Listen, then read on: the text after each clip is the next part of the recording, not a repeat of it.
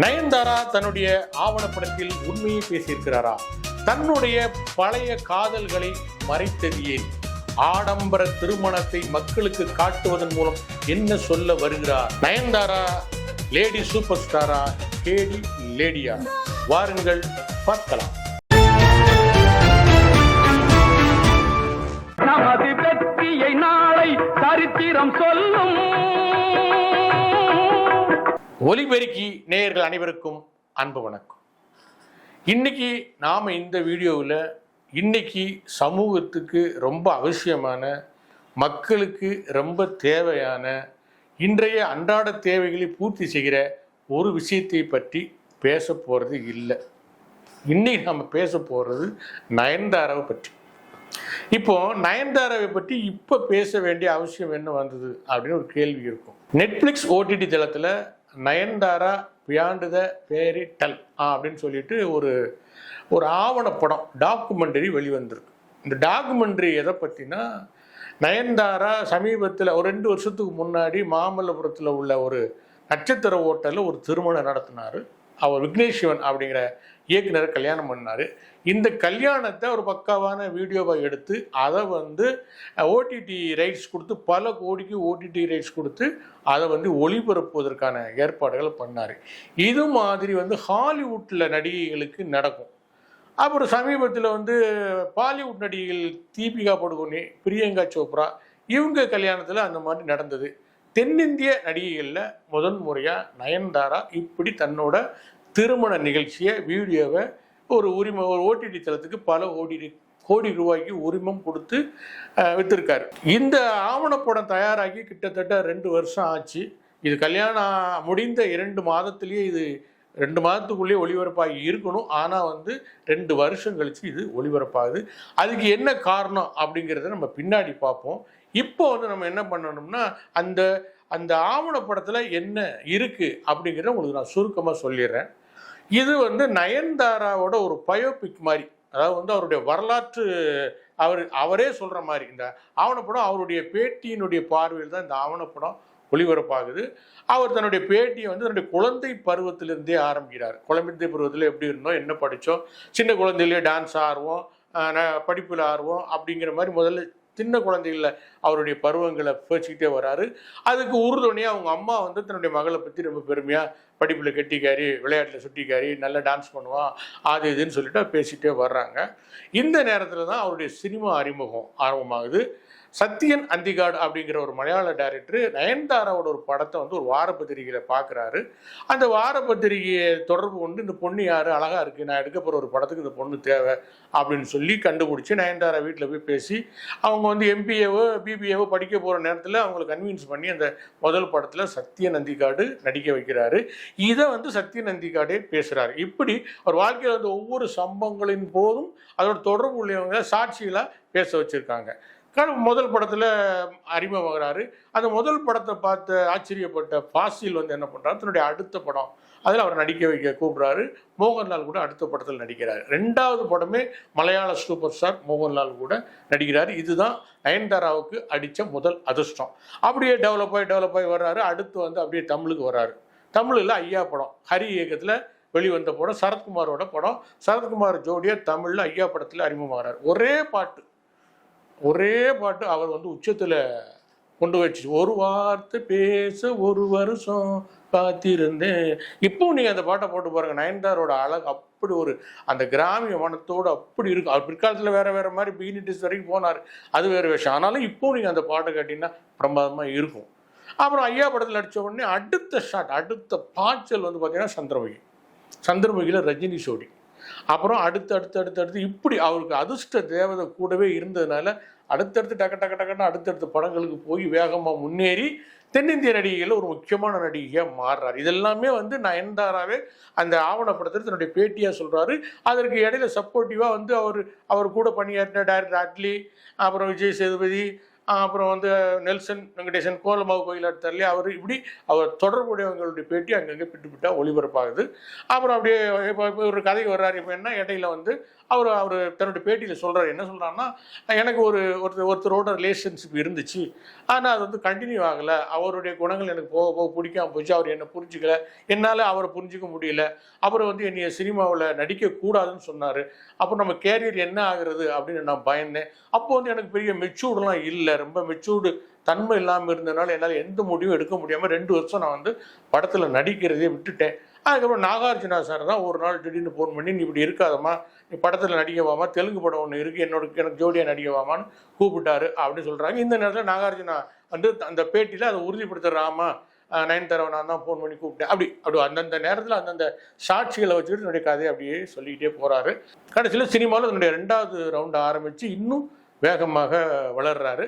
வளரும்போது அவர் பிகினி ட்ரெஸ்ஸில் ஏன் நடித்தேன், பில்லா படத்தில் பிகினி ட்ரெஸ்ஸில் ஏன் நடித்தேன் அதை சொல்கிறாரு. அப்புறம் தெலுங்கு படத்தில் ராமாயணம் படத்தில் சீதையா நடித்தப்போ அந்த எதிர்ப்புகளை பற்றி பேசுகிறார். ஏன்னா சீதையா நடிக்கிறப்போ இவர் ஒரு கிறிஸ்டின் பொண்ணு எப்படி சீதையா நடிக்கலாம், அதுவும் ஏற்கனவே பல நண்பர்களோட இருந்தவர் எப்படி சீதையா நடிக்கலாங்கிற எதிர்ப்பு தெலுங்கு சினிமாவில் உருவாச்சு. அதே மீறி நான் எப்படி நடித்தேன், அந்த படத்தோட கடைசி நாள் அன்றைக்கி நான் ஏன் அழுதேன், நான் அழுததை பார்த்து எல்லாருமே நான் இதோட சினிமா விட்டு போக போகிறேன்னு எல்லாரும் நினச்சி எழுதுனாங்க.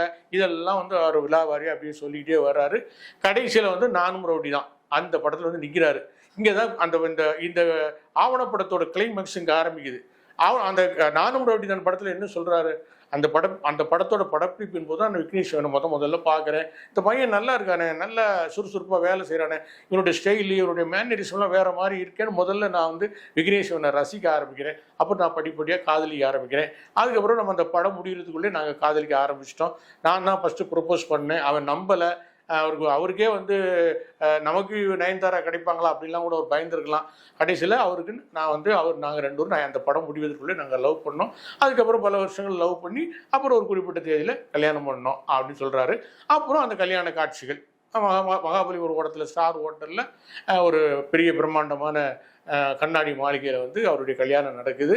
அப்புறம் கல்யாணத்துக்கு அப்புறம் சென்டிமெண்ட், இந்த பக்கம் அவங்க நயன்தார் அம்மா சென்டிமெண்ட்டு, இந்த பக்கம் வந்து விக்னேஷனோட அம்மா சென்டிமெண்ட், இப்படி ஃபேமிலி சென்டிமெண்ட் வந்து ஓடுது. அப்புறம் கடைசியாக வந்து அவங்க கல்யாணத்துக்கு பிறகு 2 குழந்தைகளை வந்து தத்தெடுக்கிறாங்க, இரட்டை குழந்தைகளை தத்தெடுக்கிறாங்க. தத்தெடுத்து வளர்க்குறாங்க, வெளியூர்லாம் ஜாலியாக டூர் போகிறாங்க. அப்படியே போட்டு ஹாப்பி ஃபேமிலியாக இந்த வெப் தொடர் முடியுது.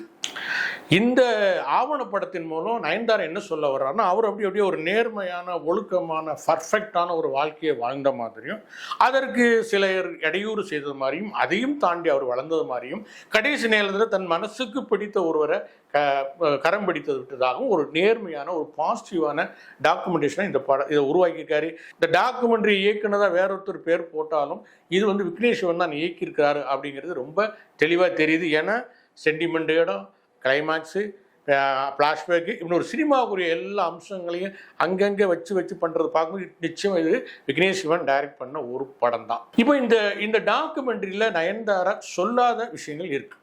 அது என்னன்னா, அவருக்கு ஆரம்ப காலத்தில் அவர் நடிக்கிற தொடங்கின காலத்துலேருந்தே அவருக்கு நிறையா ரிலேஷன்ஷிப் இருக்குது. ஆனால் அதெல்லாம் வெளியில் வரலை. சாஜி கைலாஸ்லேருந்து நிறைய இருக்குது, ஆனால் அது வெளியில் வரலை. வெளியில் வந்த விஷயங்களை பற்றி மட்டும் நம்ம பேசுவோம். சிம்புவோட ஒரு ரிலேஷன்ஷிப், மன்மதன் படம் டயத்தில் வந்து சிம்புவோட ஒரு ரிலேஷன்ஷிப்பில் இருந்தார். 2 பேரும் லிப்லாப் கிஸ் கட்டிச்சுலாம் ஸ்டில்ஸ்லாம் வெளியே வந்துச்சு. அந்த படத்தோட ப்ரொமோஷன்லேயே வந்து சிம்பு வந்து நயன்தாரா உதட்டை பிடிச்சி கடிச்சு இழுக்கிற மாதிரிலாம் பெரிய ராட்சச போஸ்டர் அடிச்சுலாம் ஓட்டினாங்க. இது ஒரு காலம் வரைக்கும் ஓடிச்சு. அப்புறம் சிம்புக்கிட்ட இருந்து அவர் விலகினார். அப்புறம் வந்து அவர் பேச வர்றது ஒருவர்னு இந்த டாக்குமெண்ட்டில் பேசினாலும் அந்த ஒருவர் வந்து பிரபுதேவா தான் அப்படிங்கிறத வந்து யாருமே தனியாக விலைக்கு சொல்ல வேண்டியதில்லை. பிரபுதேவாவோட அவர் ரிலேஷன்ஷிப்பில் இருந்தார், லவ் பண்ணார். பிரபுதேவாவோட மகன் இறந்தப்போ அவருக்கு ஆறுதலாக இருந்தார். அந்த ஆறுதலே காதலாக மாறிச்சு. ரொம்ப தீவிரமாக காதல் பண்ணார். பிரபுதேவாவை கல்யாணம் பண்ணுறதுக்காகவே இந்துவாகவே மாறினார். கிறிஸ்டினாக இருக்கிற டயானா மரியம் குரியன் இந்து பெண்ணாக மாறினார். இது எல்லாமே காதலுக்காக அவர் தியாகம் பண்ணார். ஒரு கட்டத்தில் அந்த காதலுக்கு முறிவு வருது. அதுக்கு என்ன காரணம்னு நமக்கு தெரியாது. மிஸ் அண்டர்ஸ்டாண்டிங் அப்படிங்கிற விஷயம் மட்டும் தான் தெரியும். இந்த டாக்குமெண்டேஷனில் அவர் வந்து என்ன சொல்லியிருக்காரு, என்னை நடிக்க மறுத்தாங்க, எனக்கு நடிக்கக்கூடாதுன்னு சொன்னார், அதனால என்னால் அவரோட தொடர்ந்து பயணிக்க முடியல அப்படிங்கிற விஷயத்த இதில் பகிர்ந்துருக்கிறாரு. அப்புறம் சில தெலுங்கு நடிகர்களோட இருந்த தொடர்பு, இங்குள்ள இளம் அரசியல்வாதி பிளஸ் நடிகர்களோட இருந்த தொடர்பு, இங்குள்ள சில இளம் நடிகர்களோட இருந்த தொடர்பை பற்றி அவர் எதுவுமே தெளிவாக பேசல. குறிப்பாக சொல்லணும்னா ஆர்யாவை கல்யாணம் பண்ண போறாருங்கிற லெவல் வரைக்கும் கூட இங்கே பேசப்பட்டது. ஆனால் அதுக்கான ஆதாரங்கள் எதுவும் இல்லை. அதை பற்றி அவரும் பேசலை, ஆர்யாவும் பேசல. ஆனால் பல கான்ட்ரவர்சிகள், பல ரிலேஷன்ஷிப் இருந்துச்சு. அதை பற்றி அவர் பேசலை. அவரை பற்றிய ஒரு டாக்குமெண்டேஷனில் அவரை பற்றிய கான்ட்ரவர்சியை பேசணுங்கிற அவசியம் இல்லை. இந்த ஆவணப்படத்தின் மூலமாக நயன்தாரா இந்த சமூகத்துக்கு, மக்களுக்கு, தன் முன்னாள் ஆண் நண்பர்களுக்கு சொல்ல வர்ற விஷயம் என்னன்னா, நான் சாதாரண பெண்மணி அல்ல, ஒரு சிங்கப்பெண், நினைச்சதை சாதிப்பேன் அப்படிங்கிறத காட்டணும். அதுதான் இந்த ஆவணப்படத்தோட முக்கிய நோக்கமாக நயன்தாராவுக்கு இருந்திருக்கு. காரணம் என்னன்னா, அந்த கல்யாணம் என்பது வந்து எங்கே நடந்திருக்குன்னா, மகாபலிபுரத்தில் ஒரு ஸ்டார் ஹோட்டல், அது வந்து 7 ஸ்டார் ஹோட்டல். அங்கே 2000 பேர் 3000 பேர் கூடுற அளவுக்கான பெரிய ஏசி ஹால் இருக்குது. இருந்தாலும் அந்த ஹோட்டலில் கொஞ்சம் தூரம் தள்ளி, அந்த ஹோட்டலில் கொஞ்சம் தூரம் தள்ளி கடலுக்கு பக்கத்தில் 2 பெரிய கண்ணாடி மாளிகைகளை, கல்யாணத்துக்காகவே 2 பெரிய கண்ணாடி மாளிகைகளை கட்டி, அதில் ஒரு மாளிகையில் இந்து முறைப்படி திருமணம், ஒரு மாளிகையில் கிறிஸ்தவ முறைப்படி திருமணம் நடத்தியிருக்காரு. அதில் வந்து ஷாருக் கான், ரஜினிகாந்த், மணிரத்னம், இப்படி ஏகப்பட்ட அவருக்கு நெருக்கமான அவரோட தொடர்புடைய அத்தனை பேரும் வந்து அதில் கலந்துக்கிட்டாங்க, அவருடைய முன்னாள் ஆள் நண்பர்களை தவிர. இதில் பிரம்மாண்டமாக நடத்தினார். இந்த கல்யாணத்தை வந்து அவர் ஏன் பிரம்மாண்டமாக நடத்துகிறாருன்னா, அவர் தன்னுடைய ஆண் நண்பர்களை பழி தீர்க்கார். தன்னை ஏமாத்தின, நம்ப வச்சு ஏமாத்தின, தன்னோட ஒத்து வராத, தன்னுடைய இலக்குகளுக்கு தடை போட்ட ஆண்களை பழி வாங்குறாரு. அந்த நோக்கத்துக்காக தான் அவருடைய இந்த பிரம்மாண்டமான கல்யாணத்தை அவர் ஏற்பாடு பண்ணியிருக்காரு. அந்த கல்யாணத்துக்கு எப்படி ஏற்பாடுகள் நடக்குது, பட்டுப்புடவை பல லட்சம் செலவிலான ஒரு உடை அவருக்கு எப்படி தயாரிக்கப்படுது, எப்படி மேக்கப் செய்யப்படுது, அந்த இதில் என்னென்ன மாதிரியான நிகழ்ச்சிகள் நடக்குது அப்படிங்கிறது தான் அந்த கல்யாண நிகழ்ச்சிகள் வச்சுருக்காரு. இதெல்லாம் இதில் சொல்லுவதன் மூலம் தன்னுடைய ஏற்கனவே சொன்ன தன்னுடைய ஆண் நண்பர்களை அவர் வந்து, பார் நான் எப்படி நிற்கிறேன் பார், எப்படி ஜெயிச்சு நிற்கிறேன் பார், எப்படி நிமிர்ந்து நிற்கிறேன் பார், என்னை அப்படி பண்ணல, என்னை இப்படி பண்ணல, நான் என்னை நிமிர்ந்து நிற்கிறேன் பார்னு காட்டுறதுக்காக தான் அவருடைய இந்த மெயின் நோக்கமே, இந்த ஆவணப்படத்தினுடைய நோக்கமாக அவருக்கு இருந்திருக்கு. இந்த ஆவணப்படத்தோட மெயின் கண்டென்ட் வந்து காதல். நான் வந்து எனக்கு பிடித்த ஒருத்தனை, அவன் வந்து சிறிய ஆளாக இருந்தாலும், ஒரு சாதாரண 2 படமே டைரக்ட் பண்ண ஒரு டைரக்டராக இருந்தாலும், நான் விரும்பணும், நான் விரும்பினவனை கல்யாணம் பண்ணிக்கிட்டேன், எனக்கு ஏற்றவனை, எனக்கு உதவியாளராக, பாதுகாவலராக, மேனேஜராக இருக்கிற மாதிரியான ஒரு ஆள் எனக்கு தேவைப்பட்டது. நான் கல்யாணம் பண்ணிக்கிட்டேன். என்னுடைய அன்பு தூய்மையானது. மற்றவர்கள் என்னுடைய ஒரு லாப நோக்கத்தோடு என் மேலே அன்பு செலுத்தினாங்க. நான் தூய்மையாக இருந்தால் கூட அவர்கள் என்னுடைய லாப அவங்களுடைய லாப நோக்கத்திற்காக என்னை லவ் பண்ணாங்க, என்னை பயன்படுத்திக்க நினைச்சாங்க, என்னை அடக்கி ஆள நினைச்சாங்க. ஆனால் விக்னேஸ்வரனை நான் கல்யாணம் பண்ணிக்கிட்டு தூய அன்பு, தூய பாசம் அப்படிங்கிறதா இந்த ஆவணப்படத்தின் மூலம் அவர் சொல்ல வர்றாரு. ஆனால் நான் என்ன சொல்கிறேன்னா, உண்மையிலேயே நீங்கள் விக்னேஸ்வரனை காதலிச்சு, ஆத்மார்த்தமாக நேசித்து, வேற எந்த நோக்கமும் இல்லாமல், யாரையும் பழிவாங்கிற நோக்கமும் இல்லாமல், யாரையும் மட்டம் தட்டுற நோக்கம் இல்லாமல், நம்ம நினச்சதை சாதிக்கணும் அப்படிங்கிற எந்த நோக்கமும் இல்லை, ஆத்மார்த்தமான காதல் வந்து உங்களுக்கு விக்னேஸ்வரன் மேலே இருந்திருந்தா நீங்கள் அவருக்கு ஒரு குழந்தை பெற்று காட்டியிருக்கணும். அப்படி காட்டியிருந்தால் அந்த காதல் அன்பு இருந்துச்சு, உண்மை இருந்துச்சு, நேசம் இருந்துச்சுன்னு இந்த சமூகத்தை நீங்கள் நம்ப வச்சிருக்க முடியும். அதுதான் உண்மையாகவும் இருந்திருக்க முடியும். ஆனால் நீங்கள் என்ன பண்ணீங்க, குழந்தை பெறுவதற்கான தகுதி உங்களுக்கும் விக்னேஸ்வரனுக்கும் இருந்தும் கூட நீங்கள் 2 குழந்தைகளை ஒரு வாடகை தாயின் மூலம் தத்தெடுத்து வளர்க்குறீங்க. அதுலேயும் வேண்டுமென்றே 2 குழந்தைகள் வேண்டுமென்றே திட்டமிட்டு அதற்கான விஞ்ஞான ஏற்பாடுகளை செய்து பெற்றுக்கிட்டு வளர்க்குறீங்க. இதில் எங்கே இருந்து காதல் வந்துச்சு? இல்லை, இருவருக்குமே குழந்தை பெறுவதற்கான ஏதாவது பிரச்சனை இருக்கும் என்றால், எங்களுக்கு மாதிரி பிரச்சனை இருக்குது, அதனால நாங்கள் குழந்தைகளை தத்தெடுத்துக்கிறோம் அப்படின்னு சொல்லி நீங்கள் பண்ணியிருக்கிறதுல அர்த்தம் இருக்குது. ஏன்னா ஏற்கனவே பல நடிகைகள் வந்து குழந்தைகள் தத்தெடுத்த நடிகைகள் அதற்கான காரணத்தை வந்து தெளிவாக சொல்லியிருக்காங்க.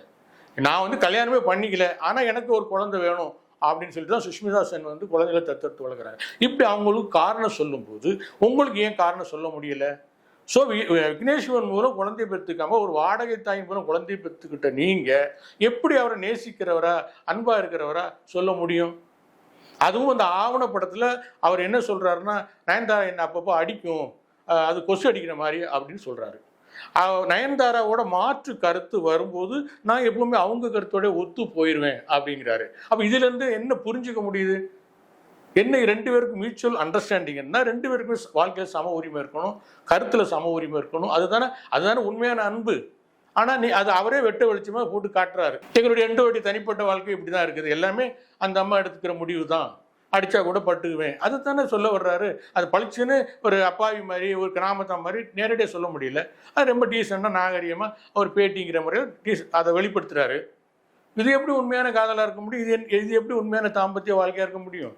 நயன்தாரா லேடி சூப்பர் ஸ்டார் அப்படிங்கிறது எந்த மாற்று கருத்தும் இல்லை. ஏன்னா சூப்பர் ஸ்டார்களுக்கு நடிக்கணுங்கிற அவசியமே கிடையாது. நம்ம நடைமுறையில் பார்த்துக்கிட்டு இருக்கோம். அவங்க அப்படி வந்து நின்னாலே போதும், ஜனங்கள் கைதட்டுவாங்க, படம் பார்க்க. நயன்தாரான்னு பேரை போட்டாலே படம் பார்க்க வருவாங்க. அந்த ஆவணப்படத்திலே திருப்பூர் சுப்பிரமணியன் சொல்கிறாரு, விநியோக சுப்பிரமணியன் சொல்கிறாரு, நயன்தாரா பேரை போட்டாலே படம் 100 கோடி வரைக்கும் வியாபாரம் ஆகுதுன்னு சொல்கிறாரு.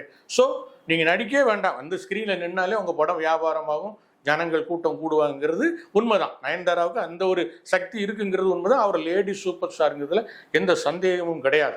ஆனால் அதையும் தாண்டி அவர் ஒரு சூப்பர் வியாபாரி, பிஸ்னஸ்மேன் அப்படிங்கிறது தான் ரொம்ப முக்கியமான விஷயம். அதை நம்ம பணத்தாசன் சொல்கிறதா அல்லது அவருக்கு பிஸ்னஸ் மேலே இருக்கிற கான்ஃபிடென்ட்னு சொல்கிறதான்னு எனக்கு தெரியல. ஆனால் அவர் லேடி சூப்பர் ஸ்டார் என்பதை விட லேடி சூப்பர் பிஸ்னஸ் உமன் அப்படிங்கிறது தான் அவருக்கு மிகச்சிறந்த ஒரு காரண பெயராக இருக்க முடியும். காரணம் என்னன்னா, அவர் தன்னோட எந்த படத்துக்குமே வந்து ப்ரொமோஷன் நிகழ்ச்சிகளுக்கு போக மாட்டார்.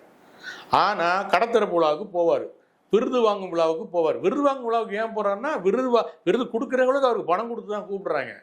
அப்புறம் விளம்பர படங்களை நடிப்பார். ஆனால் அவர் நடிக்கிற படங்களோட ப்ரொமோஷனுக்கு போக மாட்டார், டப்பிங் பேச மாட்டார். ஏன்னா அந்த டப்பிங் பேசுகிற 4 நாளில் வேற ஒரு படத்தில் நடித்தா அவருக்கு சம்பளம் கிடைக்கும், டப்பிங்கில் கிடைக்காது. இந்த மாதிரி ஒவ்வொரு விஷயத்தையும், அது சினிமாவை நேசித்தாலும் சரி நேசிக்கலாலும் சரி, ஒவ்வொரு விஷயத்தையும் இதை எப்படி பணமாக்கலாம், அதை எப்படி பணமாக்கலாம், இதை எப்படி துட்டாக்கலாம், இதை எப்படி காசலாக்குற ஒரே சிந்தனை தான் அவர்கிட்ட இருக்குது. அது அவர் வந்து திமிரா நடக்கலாம் சொல்லலை. ஏன்னா அவர் அக்ரிமெண்ட்லேயே போட்டுறாரு, நான் உங்கள் படத்தில் நடிக்கிறேன்னா நான் ப்ரொமோஷனுக்கு வரமாட்டேன்னு சொல்லி ரைட்டிங்கில் எழுத்துப்பூர்வமான அக்ரிமெண்ட்டே போடுறாரு. அதை ஒத்துக்கிட்டு தான் தயாரிப்பாளர்கள் அவரை நடிக்க வைக்கிறாங்க. அவர் நடிக்க வச்சு விட்டு வரமாட்டுக்காருன்னு வரமாதான் மாட்டார். நீங்கள் தான் அக்ரிமெண்ட்டில் சைன் வாங்கி கொடுத்துருக்கீங்களே, அப்புறம் எப்படி வருவார்? ஆனால் என்னென்னா அவர் யாரும் ஏமாத்தலை, திமிரா நடந்துக்கல. நான் இப்படி தான், நான் வரமாட்டேன், வேணா நடிக்க கூப்பிடு, நான் வந்து உங்களோட வாய்ப்பு கேட்கலையே, நீ தானே என்ன தேடி வந்திருக்கிற. இப்பவும் சொல்கிறேன், இன்னைக்கு நாளையிலேருந்து நயன்தாராவுக்கு படமே இல்லை, அவர் யாரும் நடிக்கக்கூடாதுன்னு இந்தியாவிலே சட்டம் போட்டான்னு வச்சுங்களேன். ஆனாலும் அவர் அசர மாட்டார். தன்னுடைய அடுத்த வாழ்க்கை அதை எப்படி பிளான் பண்ணி பண்ணணுங்கிறது அவருக்கு தெரியும். ஏன்னா ஏற்கனவே சொன்ன மாதிரி அவர் சூப்பர் பிஸ்னஸ்மேன். தன்னுடைய உடம்புல உள்ள ஒவ்வொரு அங்குலமும் தங்கம் அப்படிங்கிறது அவருக்கு தெரியும். தான் ஒரு பணம் காய்க்கும் மரம் அப்படிங்கிறதும் அவர் தன்னை புரிஞ்சு வச்சிருக்காரு. அதனால அதை வேஸ்ட் பண்ண மாட்டார். அதை எப்படி பணமாக்குறதுங்கிறதுல தொடர்ந்து கவனம் செலுத்துவார். அவருக்கு தெரியும் சினிமாவை மட்டுமே நம்பி இருக்க முடியாதுன்னு அவருக்கு தெரியும். நான் இப்பவும் சொல்கிறேன், ஒன்று தெளிவாக எழுதி வச்சிங்க, நயன்தாரா நடித்தா கடைசி வரைக்கும் ஹீரோயினாக தான் நடிப்பாங்க. அம்மா கேரக்டர், அண்ணி கேரக்டர்லாம் ஒரு நாள் அந்த அம்மா இறங்கவே இறங்காது. தேவைப்பட்டால் ஹீரோயின் சப்ஜெக்டில் நடிப்பாங்க, அது அவங்க வயசுக்கேற்ற ஹீரோயின் சப்ஜெக்டில் நடிப்பாங்களே தவிர ஒரு கட்டத்தில் மார்க்கெட் இறங்கும் போது அம்மா கேரக்டரு, அண்ணி கேரக்டரு, சித்தி கேரக்டருக்கு அவங்க போகவே மாட்டாங்க, சின்ன திரைக்கு போகவே மாட்டாங்க. இதுதான் அந்த அம்மாக்கிட்ட இருக்கிற கான்ஃபிடென்ட். நன்றி நேயர்களே, உண்மை பேசுவோம், அதை உறக்க பேசுவோம். இந்த நிகழ்ச்சி உங்களுக்கு பிடிச்சிருந்தா லைக் பண்ணுங்கள், ஷேர் பண்ணுங்கள், சப்ஸ்கிரைப் பண்ணுங்கள். நன்றி, வணக்கம்.